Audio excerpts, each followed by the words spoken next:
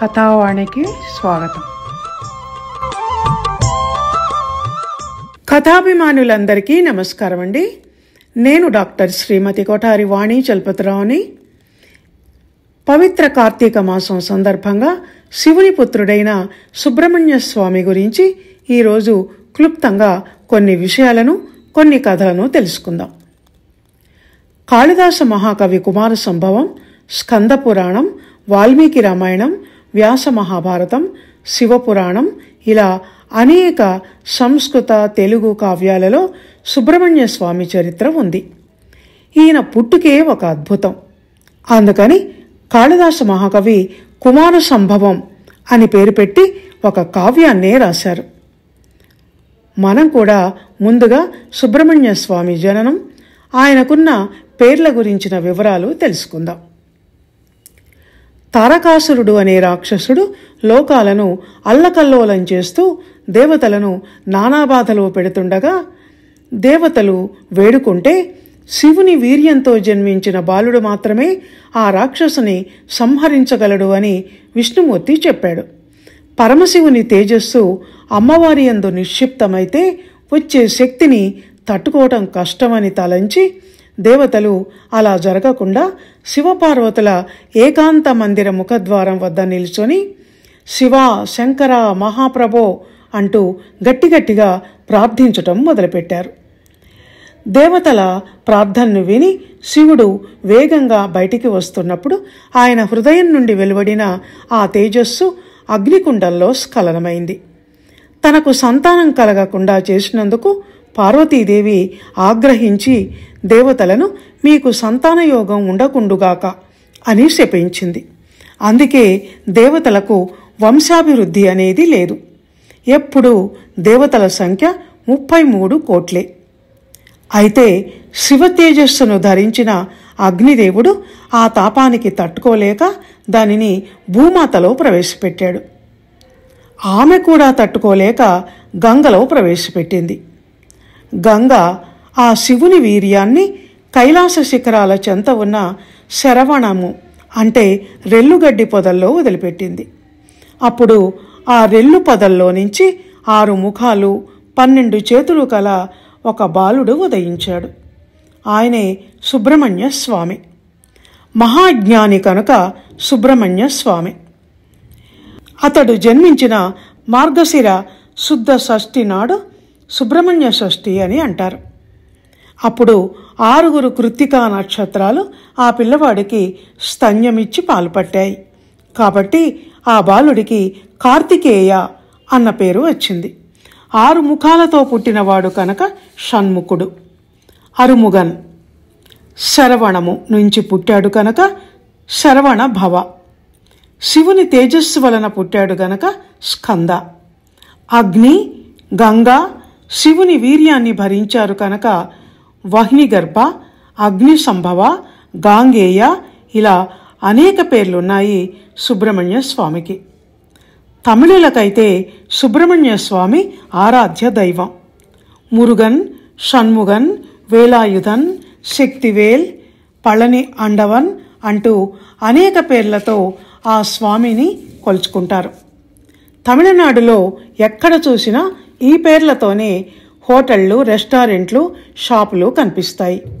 ఇంతమందికి పుత్రుడైన సుబ్రహ్మణ్య స్వామి మరి పార్వతీపుత్రుడు ఎలా అయినాడు అంటే, సనత్ కుమారుడు శివపార్వతుల కోరిక మీద పార్వతీదేవి మోహిని అవతారాన్ని చాలించిన కైలాస పర్వతం మీద ఉన్న ఒక కొలను నుంచి జన్మించి ఆ విధంగా పార్వతీపుత్రుడు అయినాడు. సుబ్రహ్మణ్యుడు అన్న పేరు ఎలా వచ్చిందంటే, ఒకనాడు బ్రహ్మకు శివునికి ప్రణవార్థం బోధించినవాడు కాబట్టి సుబ్రహ్మణ్యం అంటే బ్రహ్మజ్ఞాని అని పిలువబడ్డాడు. సాక్షాత్తు శివునికి జ్ఞానబోధన చేసినవాడు కనుక గురుగుహ అనే పేరు కూడా ఈయనకు ఉంది.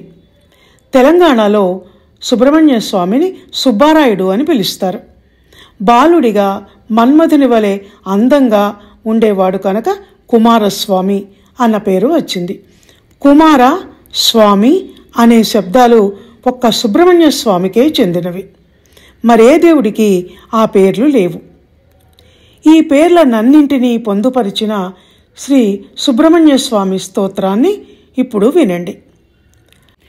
అగ్నిగర్భశ్చ తృతీయ స్యాత్ బాహులయశ్చ చతుర్దకః గాంగేయః పంచమో విద్యాత్ షష్ఠః శరవణోద్భవ సప్తమః కార్తికేయ స్యాత్ కుమార స్యాత్ అష్టకః నవమః షణ్ముఖశ్చ అని 9 పేర్లు చెప్పబడ్డాయి ఈ శ్లోకంలో.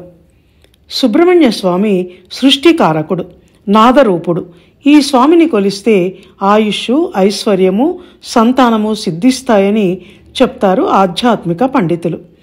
వంశకరాయ నమః అనేది అందుకే, వంశం వృద్ధి చెందుతుంది అని. కుజదోషం ఉన్నవాళ్ళు సుబ్రహ్మణ్య స్వామి ఆరాధన చేస్తే ఆ దోషం తొలగిపోతుంది.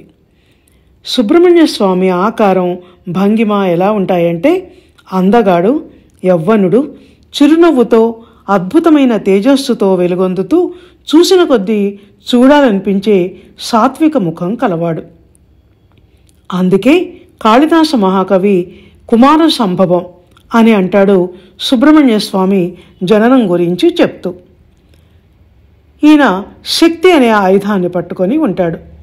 ఆ ఆయుధానికి కుక్కుటము ధ్వజంగా ఉంటుంది. కుక్కుటము అంటే కోడి. అదెందుకు అంటే కుమారస్వామి తారకాసురుని మీదికి దేవతలందరినీ తీసుకొని సేనాపతిగా యుద్ధానికి వెళుతున్నప్పుడు ఒక్కో దేవత ఒక్కో ఆయుధాన్ని ఇస్తే అరుణుడు ఈ కుక్కుటము ధ్వజంగా ఉన్న శూలాయుధాన్ని ఇస్తాడు. కుక్కుటం అందరినీ నిద్రలేపుతుంది. అలాగే మనలోని ఇచ్ఛ, జ్ఞాన, క్రియాశక్తులను నిద్రలేపే ఆయుధం ఇది.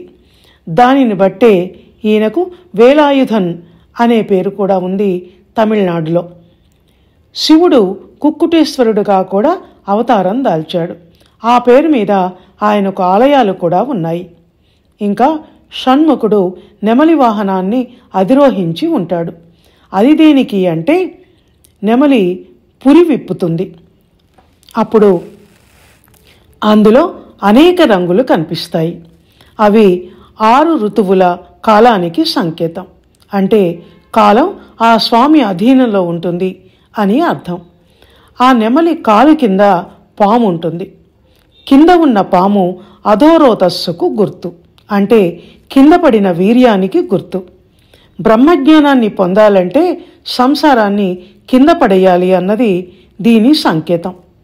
అందుకే ఆయనకు స్థాణువు అన్న పేరు కూడా ఉంది. అంత మాత్రాన కదలిక లేనివాడు అని కాదు. విశ్వం అంతా నిండినవాడు, ఇంకా వ్యాపించటానికి స్థలము లేనివాడు అని అర్థం. సుబ్రహ్మణ్య స్వామికి వల్లి, దేవసేన అని 2 భార్యలు. 2 విష్ణుమూర్తి కుమార్తెలే. ఆ విధంగా శైవ వైష్ణవ మత సామరస్యాన్ని కుమారస్వామి నిలబెట్టినట్టు అయింది. వల్లి ఆదిశేషుని జాతికి చెందినది, అంటే నాగసంతతి. తన కుమార్తెను కుమారస్వామికి ఇచ్చి నాగజాతికి అధిపతిని చేశాడు విష్ణుమూర్తి. అందుకే సుబ్రహ్మణ్య స్వామిలో సర్ప మరియు బ్రాహ్మణ 2 జాతుల సంబంధాలు ఉన్నాయి. జంటపాముల శిలా విగ్రహాలను సుబ్రహ్మణ్య స్వామిగా చెప్తారు. నిజానికి పాము అంటే అది పాము అని కాదు, మనలోని కుండలిని శక్తి అది. అందుకే ఆయనది చక్రాధిష్టాన స్వరూపం. పూర్తి సర్పస్వరూపం కాదు, అది సర్పతత్వం అంతే. సుబ్రహ్మణ్య స్వామి సర్పజాతితో సంబంధం కలవాడు. మరియు ఆయన కాలి దగ్గర కింద ఉన్న పాము కింద పడిన రేతస్సుకు సంకేతం గనుకనే పిల్లలు లేని వాళ్ళు సుబ్రహ్మణ్య స్వామి ఆరాధన చేస్తే సంతానం కలుగుతుంది అని చెప్తున్నాయి కొన్ని పురాణాలు. రాక్షస సంహారం అయిన తర్వాత దేవసేనను కుమార పర్వతం మీద మృగశిర మాసం శుద్ధ షష్ఠి నాడు వివాహం చేసుకున్నాడు సుబ్రహ్మణ్య స్వామి. వీరిద్దరిది ఒకరిది కుండలిని శక్తి అయితే మరొకరిది ఇంద్రియ శక్తి. అందుకే సుబ్రహ్మణ్య స్వామిని బ్రహ్మచారి అని కొన్ని పురాణాలు చెప్తున్నాయి. షదాననం చందనలేపితాంగం మహారసం దివ్యమయూర వాహనం రుదస్య నూనం సురలోకనాథం శ్రీ సుబ్రహ్మణ్య శరణం ప్రపత్యే. వీటన్నింటి ఆధారంగా ఇక సుబ్రహ్మణ్య స్వామి తత్వం ఎలాంటిదో విశ్లేషిస్తే అది ఈ క్రింది విషయాలు అని తేలుతుంది. శ్రమింపచేసేవాడు, రతిపుష్టిని ఇచ్చి వందత్వాన్ని మాపేవాడు, రణమున జయాన్ని ఇచ్చేవాడు, భవసాగరాన్ని దాటించేవాడు, వందనీయుడు. వీటన్నింటి మొదటి అక్షరాలు కలిపితే శరవణ భవ అవుతుంది. సుబ్రహ్మణ్య స్వామిది కుమారతత్వం. ఏ పూజను మనం చేస్తున్నా ముందు దీపం వెలిగించేకై చేసుకుంటాం గనక సుబ్రహ్మణ్యునికి అగ్నిగర్భుడు అన్న పేరు కూడా ఉంది గనక ముందు ఆయన ఆరాధనతోనే మనం పూజను ప్రారంభించినట్టు లెక్క. కుమారస్వామిని పూజిస్తే శివశక్తులని, లక్ష్మీనారాయణులని పూజించినట్టే లెక్క అని స్కాంద పురాణం చెప్తోంది. మనుషులకు అతి దగ్గరగా ఉండేవాడు సుబ్రహ్మణ్యుడు. వాళ్ళ అవసరాలని తీర్చటానికి ఆవిర్భవించిన వాడు. ఆయుష్ను, ఐశ్వర్యాన్ని, భార్యాభర్తల అన్యోన్య జీవితాన్ని, సంతానాన్ని వీటన్నింటినీ ఇచ్చేవాడు. కాలసర్ప దోషాలను తొలగించటానికి రాహుకేతు అంశగా నిలబడినవాడు. కుజదోషాలను నివారించేవాడు. దేవుడు కనపడుడు గనుక సర్పరూపంలో మనకు ఈ భూమి మీద దర్శనమిచ్చేవాడు. ఆ సర్వమంగళ స్వరూపి అయిన శివుని కుమారుడు సుబ్బారాయుడికి ఆది మంగళవారాలలో పౌర్ణమి, షష్ఠి, కృత్తికా నక్షత్ర తిథులలో ఆరాధన చేసి పాలు, తేనె, చలిమిడి, బియ్యం నూక నైవేద్యం పెడితే మనల్ని, మన సంతానాన్ని చల్లగా కాపాడతాడు. శ్రీవల్లి దేవసేన సహిత సుబ్రహ్మణ్య స్వామి. ఇంకా స్కందుడు పరిపూర్ణ జ్ఞానస్వరూపుడు. అజ్ఞాన రూపమైన అసురులను సంహరించే దైవిక శక్తి కలవాడు. దేవతలకే సేనాపతి అయి తను ముందు నిల్చొని తారకాసురుని సంహారానికి కారణమైన బలశాలి, ధైర్యశాలి.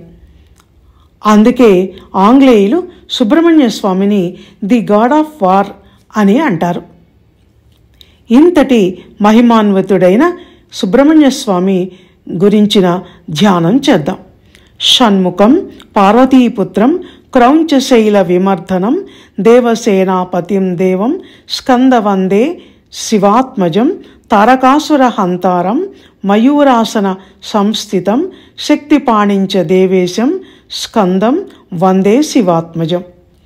ఈ ధ్యానం తర్వాత ఆయన అనుగ్రహం కోసం ఈ శ్లోకాన్ని చదువుకోవాలి.